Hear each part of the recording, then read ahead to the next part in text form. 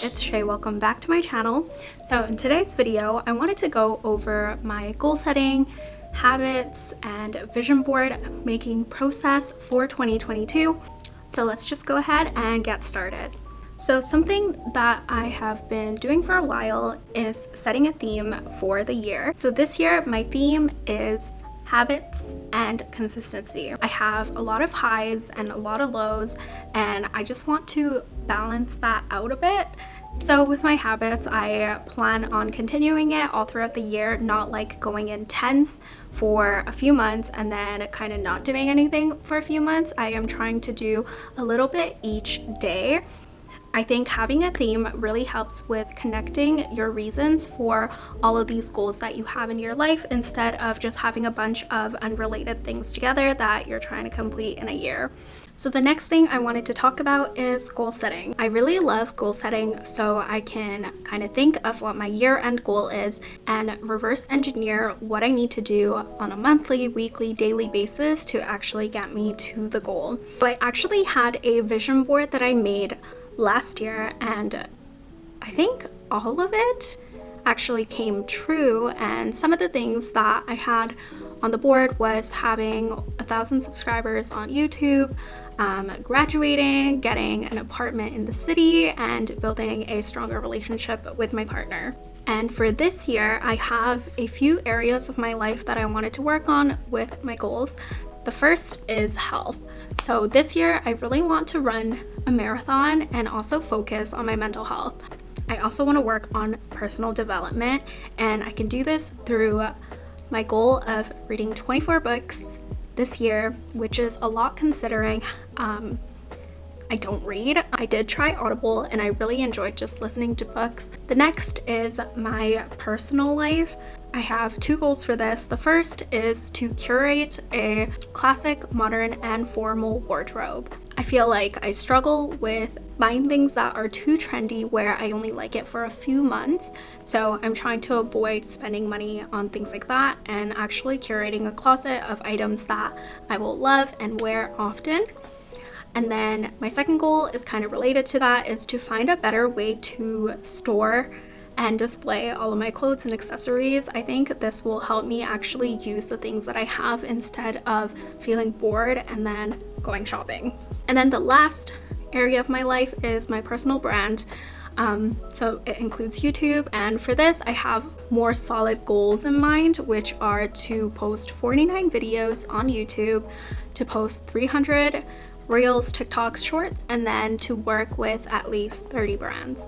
This will require a lot of organizing and setting aside time to work on it because this is my side hustle. It's not really my main job, so it does take a lot to kind of prioritize, and I feel like I was able to do that last year, so I want to continue on and strive for more growth this year. Similar to last year, I'm going to be building my vision board on Canva and finding all the photos through Pinterest, kind of personalized to add words, and I'm going to try to add pictures of myself too. And I think this helps with connecting with your vision board. You can find pictures of yourself when you're like, I really loved myself around that time of the year. You can include that in your vision board and try to strive to create a life that's more similar to that picture that you enjoyed. So we are at my desk right now, and we're gonna scroll through Pinterest and create the vision board on Canva. One tip for vision boards is that you want it to really relate to the goals that you set for this year and not want it to be like some sort of mood board.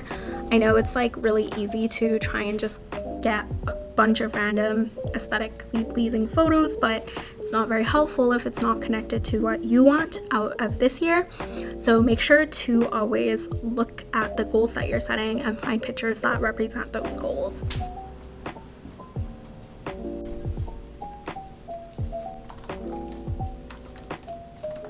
So now that I finished my vision board, I kind of wanted to just talk about some of the aspects of it. So I organized the vision board into 5 different sections about my wardrobe, content creation, self-care, running, and personal development. And I think it's really important to kind of group those pictures together, otherwise it'll feel really overwhelming and too much going on where you don't actually notice the pictures there. And another thing that I focused on when I was building my vision board is to focus on the process instead of the actual goal. What I'm finding now is the importance in enjoying the process of achieving your goals instead of enjoying just the achievement of your goals. When you enjoy the process, you are happy and proud along the way on your journey to your goal. But when you only enjoy the achievement of a goal, then you're basically like sad and distracted until you reach your goal, and you're happy for like 1 or 2 days when you're proud of yourself, but you set another goal and you're back at the state of feeling unsatisfied because you haven't achieved your goal. So I tried to pick pictures that kind of relate to more of the process of things instead of the actual goal. This year, my content creation section of the board included a lot of pictures of girls working on their laptops, vlogging, and thumbnails, and those pictures are more related to the process, the type of person I have to be in order to achieve the goal. And then lastly, I wanted to move on to talking about how I'm going to track all of my goals. So now that I have my big goal, I can just break it down into the things that I have to do every day or on a weekly basis to finally get to the goal on December 31st of 2020 to 2022. So this year I am doing all of my planning on a bullet journal. It's a promise I made myself that I will stick to a bullet journal, because if you've been watching me for a while, you know that I really like switching my planners, but I wanted to show you some of my bullet journal spreads to show you how I will be tracking those things. So I'm going to be using my goal of running a marathon as an example of how I'm going to be tracking the goal.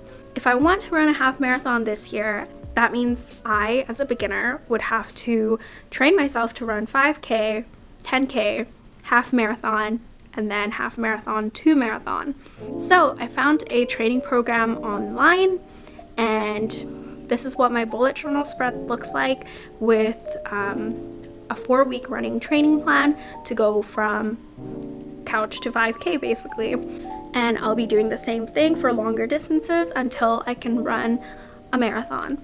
I think it's really easy to be inspired by your vision board and your goals and stuff like that, and when it comes down to actually doing the things that you need to do, it does get a lot harder. So you want to make it as easy as possible, have your systems in place before you start, so you're not just going off of the spark of motivation that you get in January. I'll also put a link in the description of the matcha company and the matcha that I use, Full Leaf Tea Company. I really love the process of like hand mixing matcha. I used to only use an electric mixer, but I find that it's a lot more fun to hand mix it yourself, and the matcha tastes so good, very strong.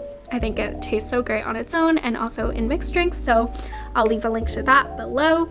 As always, thank you so much for watching until the very end of the video, and I hope you have a sunny day.